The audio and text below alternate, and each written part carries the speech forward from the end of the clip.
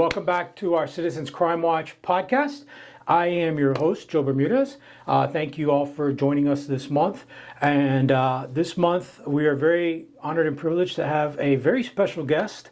Be it that very famous date of the year, April 15th, is coming around. And what is it known as? Tax Day. So we are very privileged and honored to have Special Agent in Charge, Matt Line, from the IRS. And he's here to talk prevention. He's not here to look at my tax returns. Hey, he already told me that, so I feel safe and we're good. But thank you for joining us today. Absolutely. So thanks for having me. It's an honor and a privilege. So, we talked a little bit before on air about some of the stuff we do, prevention-wise and stuff like that. And I teach identity theft, presentation, stuff like that. But I really wanted to delve this month into tax fraud and stuff like that, and what that entails. Because a lot of people, like I told you, they know what identity theft is, but they don't know what tax fraud is. So, but before we do that, let me take a chance, because I'd like for our viewers to get to know you and what your story is and how you became this very important person in Miami-Dade County. And well, from the Palm Beaches on down, right? Yes. Okay, very important. So. Well, no, again, thank you very much for having me. Really appreciate it. So again, Matt Line, I'm the Special Agent charged with IRS criminal investigations. So we are the law enforcement arm of the IRS. IRS has 80,000+ employees. We have about 2,000 sworn federal law enforcement officers. So that's criminal investigation. We're responsible for enforcing criminal violations of the tax law, Money Laundering, Bank Secrecy Act. We don't conduct audits. We don't collect taxes. We strictly investigate criminal violations. So I've been doing this for about 23 years, kind of been all over the country, and about the last 2.5 years I've had the opportunity to be the agent in charge of the Miami field office. So our office covers everything from about Vero Beach down, all the way down through the Keys, and then we also have agents in Puerto Rico and the U.S. Virgin Islands. So that's kind of our area of responsibility. Huge territory. So, but no, very fortunate to be here and really try to educate people, and then also, one of our big missions is trying to ensure that the public is confident in the tax system and the financial system, right? They know that if somebody's out there violating the law, if somebody's intentionally violating that law, that there are consequences, right? That they will be held accountable. Yeah. I mean, taxes is what makes our country go around. I mean, we need to make sure that it's all kept up to par. So I don't know anybody that enjoys paying taxes, but I think most people recognize it's responsibility and a duty, being a citizen of the country. Sure. So we're here to help. Again, those are willfully violating the law. We'll investigate that and move forward. Very good, awesome. So let me ask you, it's an interesting. Is it one of your more interesting territories? Is it a different being down here than in other areas? So Miami's a little bit different? Miami's a little bit different. So I was exposed to Miami back in the day. I actually served in our Puerto Rico office. So I was down in the islands and had some exposure to South Florida. But yes, very, very interesting. There's not a dull moment here in South Florida. I will put you on the spot, but I will be the first one to say, we have, prior law enforcement, we have some unique criminals here in South Florida, so I'm sure they keep you on your toes. Yes. So, so before we dive into some info and stuff like that, can you explain what exactly is tax fraud? Because, like I said, identity theft. Everybody knows what identity theft. Oh, they got my information and they're pretending to be me. But how does that really come into play when we talk tax fraud? Okay. So several things, right? And just to kind of set the boundaries here, right? There's tax avoidance, right? Which is legally looking for opportunities to lower one's tax burden, right? You've got a lot of professionals out there, attorneys, CPAs, people that much smarter than me, that understand the law and understand how to maximize the benefits so that people pay the least amount of taxes that they're legally obligated to pay. What we're talking here is tax fraud. This is going to be, there's all sorts of tax fraud, but everything from tax evasion, where somebody's intentionally trying to evade taxes, right? They are looking for scams or opportunities to illegally reduce or not pay taxes at all.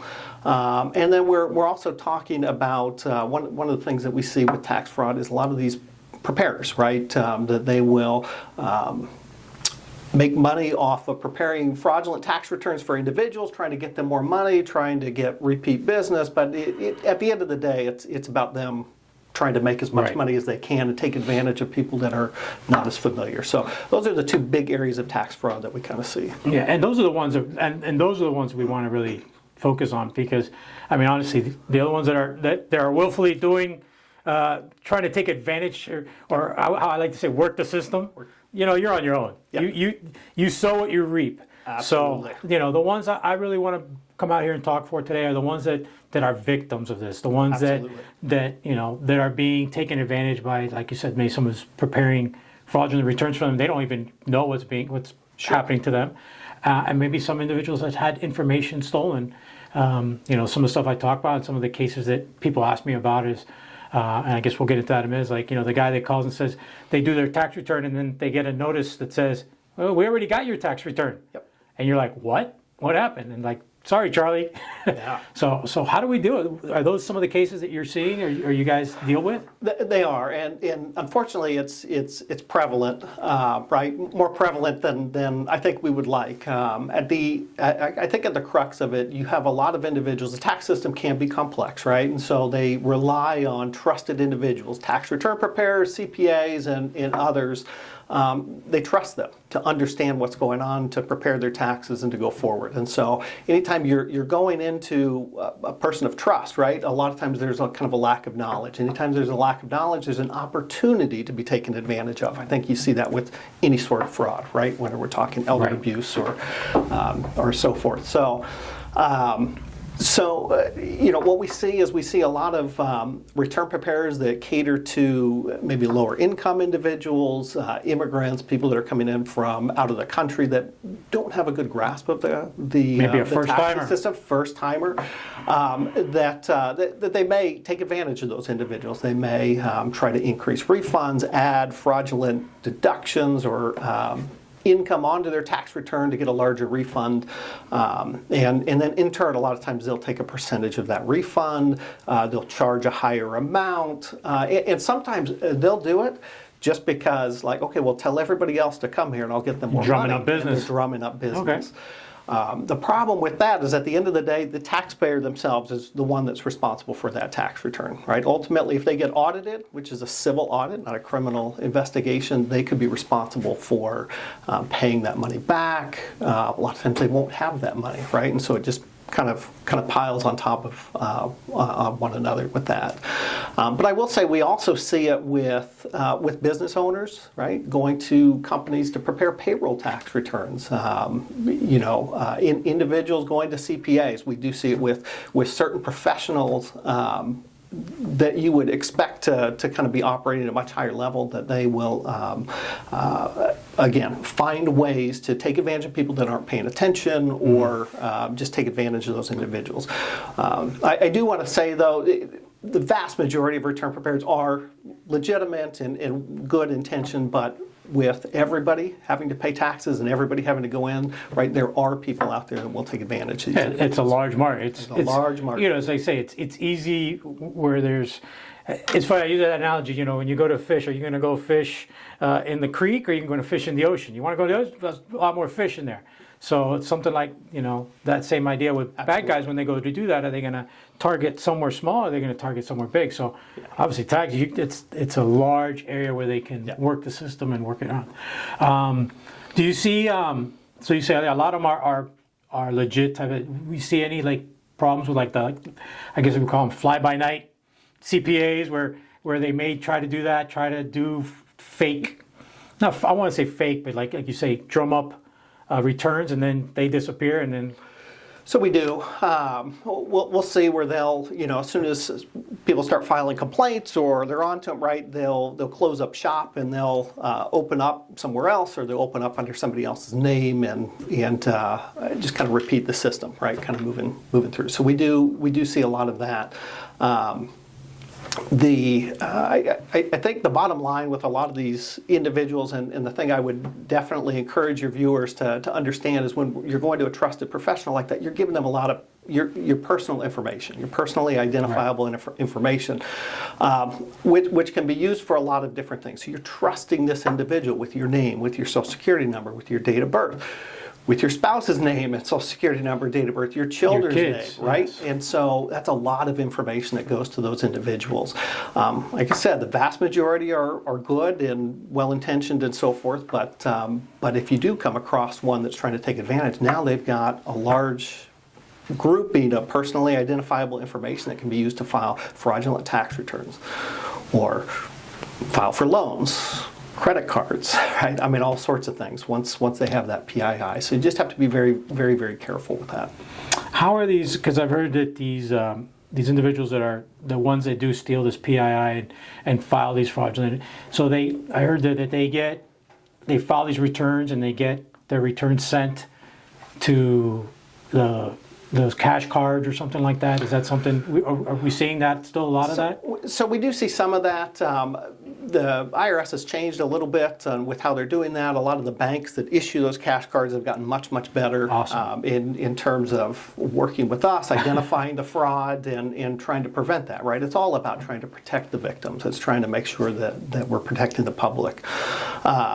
So yeah, you do see a little bit of that. The other things that we'll see is just, I mean, a lot of it's direct deposits into bank accounts and in those types.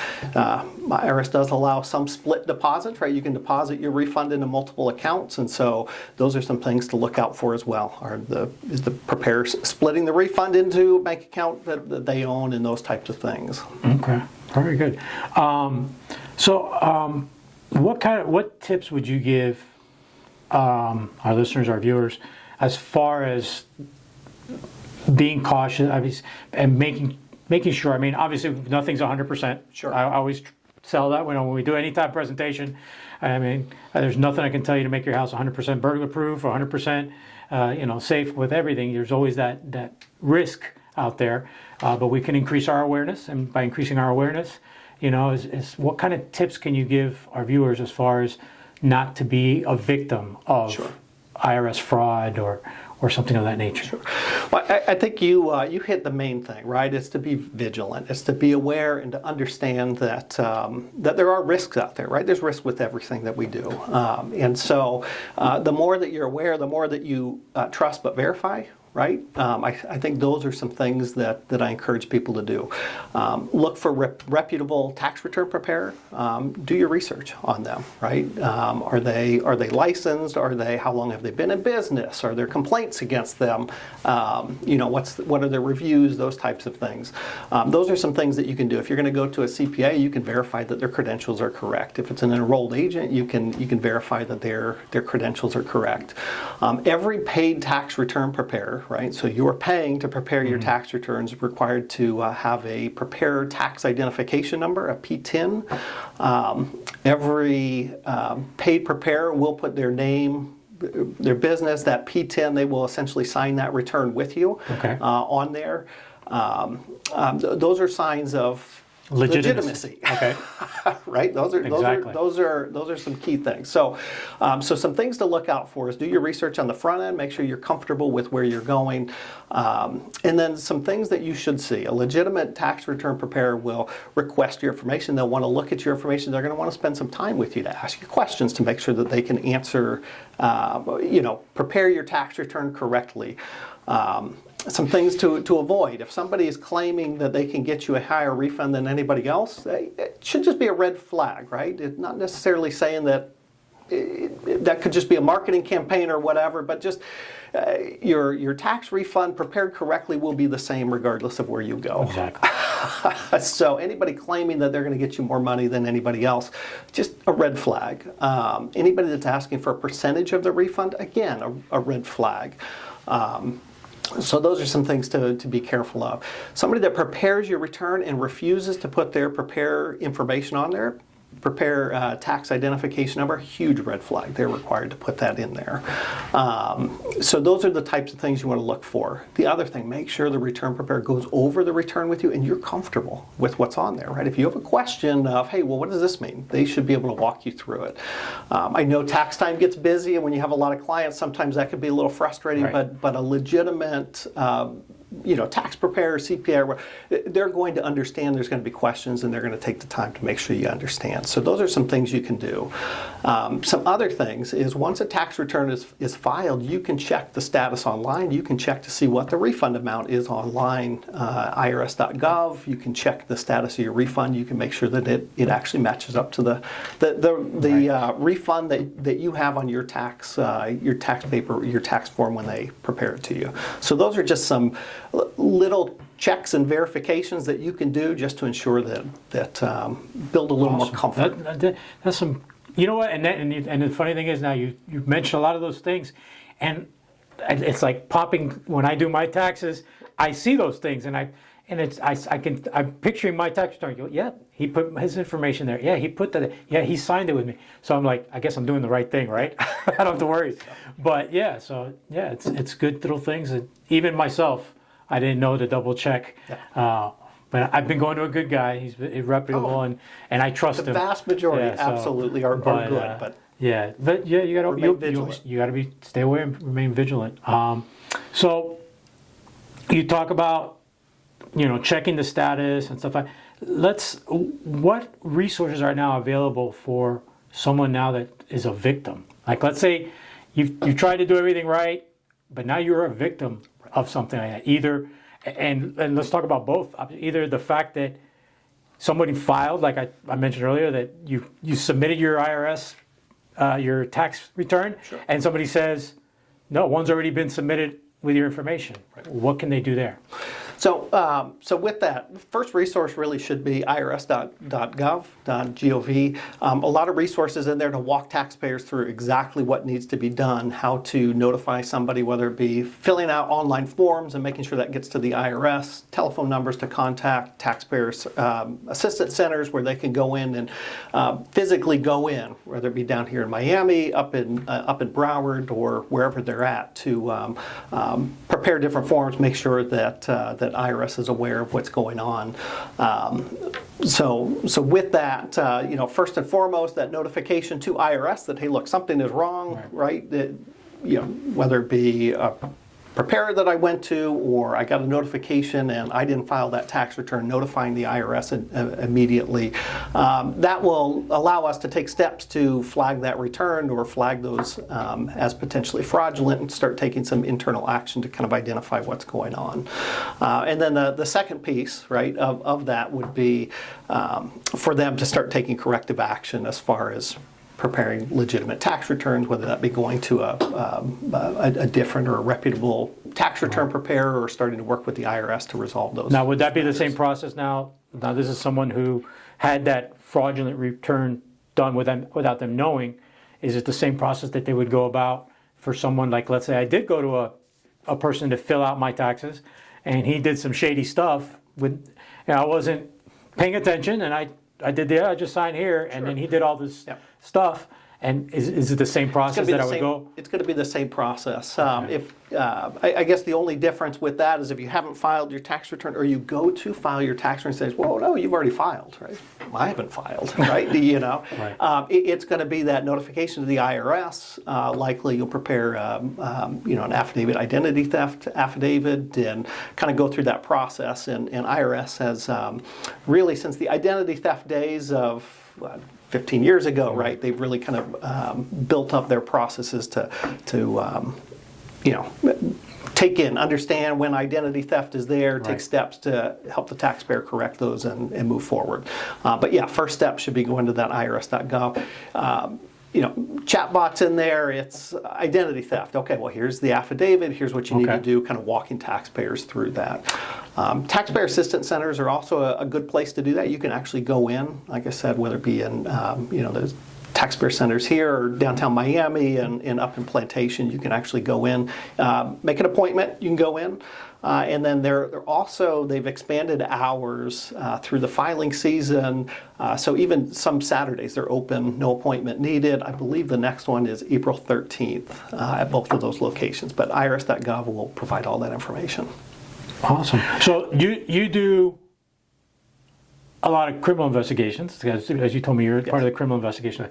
And it's funny because I'm going to show a little video after that I actually got from the IRS that I use when I teach.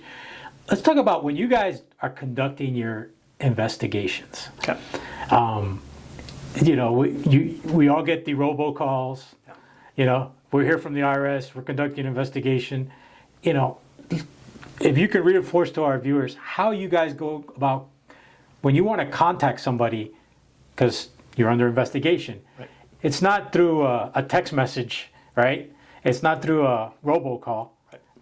How do they know the difference between, listen, I really need to be concerned, not concerned, but I need to be serious because this is the IRS, or this is some foolish guy trying to get my information? Sure. That's a great question. And I think what I'll do is I'll start with the IRS does not robocall people and ask for people to pay, back taxes, You mean to stay out of jail. You don't want a gift card from Gift Amazon card, to that's pay right. my taxes? Amazon, Come on. iTunes cards, right? IRS is not taking those, and so. On the civil side, for any sort of collection, the vast majority of those contacts will come via mail initially, right? You're under audit. Certified letter, right? Certified letter, something coming to you before anybody will contact you. Again, the vast majority of those contacts. On the criminal investigative side, when we're conducting a criminal investigation, often we will, right? We will go out and we will knock on somebody's door, try to talk to witnesses or subjects to those types of things under criminal investigation. But every one of our agents has got credentials, a badge, credentials, and it should be able to explain exactly why they're there. They will not be asking for any money. We don't collect taxes. We don't collect gift cards. We don't collect any of those things. So you don't come with an Apple Pay reader to say, hey, you're behind a few years. Can you want to go ahead and scan? No. That's fine. And you can always verify, right? I mean, verify through. We've seen it verified through local law enforcement all the way through IRS, and they should be able to clearly identify who they are. So that is the difference. Do not pay back taxes or try to stay out of jail via credit card. So thank you for the reinforcement there, because I do always talk about that when we do awareness, and I do that because everybody asks me, well, but I get this email and it says IRS and it's so official. It's phishing. And then the text messages and the robocalls and stuff like that. So, and I get it too, right? I mean, you get an email or a call like that, I'm going to be arrested, I'm going to jail, I owe back taxes, right? I mean, that evokes emotion, and you get worried. Wait a second. Or the worst thing is they tell you your tax return is on hold, and you got that family vacation coming up. Oh no, wait! I want my money. I need my money. I want what Uncle Sam owes me. That's right. So, and then they start freaking out, and they're willing to give up information on their firstborn to get that release. But so everything will be official. Everything will be through either an agent showing up at your door with credentials or through a certified letter and stuff like that. So trust but verify there as well. Again, right? always. So I'll be showing that little video. It's a great little video that I got from the IRS. Thank you very much to your video teams, because they do put out some good information and stuff like that. But I appreciate everything we've shared out here today. I don't know if there's anything else that you want to share with our viewers, other than telling them what, pay their taxes, make sure you pay your taxes. So April 15th. April 15th. Remember that date. That's right. No, again, I really appreciate you having me on here, and I think the biggest thing is that awareness goes a long way. I would much rather prevent somebody being a victim of tax fraud just by sharing some of these things and just trying to encourage people to be vigilant, just do some of those small little checks just to avoid being those victims, than unfortunately having to go out and talk to them and ask them, oh, hey, what happened here? Oh my gosh, I was taken advantage of, right? Again, just a little bit of that verification, I think will go a long way, just being aware of that. Other thing, just I know I keep going back to irs.gov, a huge resource. I was just going to point it out to myself there too. It's irs.gov. I always want to teach it. It's .gov, not .net, not .com, not iCloud, none of these. It's .gov. .gov. And I always encourage people, right? If you get an email, don't click on the links, right? irs.gov. Just type it in the web browser, go yourself, and again, it'll walk through a lot of these situations. It provides a wealth of information. It also provides a lot of information of things that we're seeing, right? Tips and scams that are out there, whether it be impersonation scams, abusive tax scams, the return preparers, tips on how to do that. But also, at least on the criminal investigative side, it will show certain cases that we've worked and across the country, and so people can really see, like, this is going on. These are things I need to be aware of. It's a great great site. I go on there a lot to get resources and stuff when I teach. Sure. I probably that and the FTC is one of my other big ones that I use a lot. Federal Trade Commission. So I think both these guys are kind of neck and neck sometimes with the information that you put out. That's good info for us to put out there when we're teaching awareness and stuff like that. But thank you very much. I appreciate you taking the time from your busy day and coming out here and talking to us and clarifying and sharing some information when it comes to tax fraud and the problems that our viewers may deal when it comes to taxes and stuff like that. And I'd like to thank you. Thank you again for coming out. Thank you very much. So, thanks. I appreciate it. So thanks for everybody for watching, and we'll see you next month. And remember, crime prevention starts with you. Scam artists are pretending to be IRS officials to get your money. They'll call, email, or text you, claiming you owe back taxes or there's a problem with your tax return. They even rig caller ID to make the call look official. They play on your fears. They threaten to take your driver's license or sue, arrest, or deport you. They want you to pay fast. What's the truth?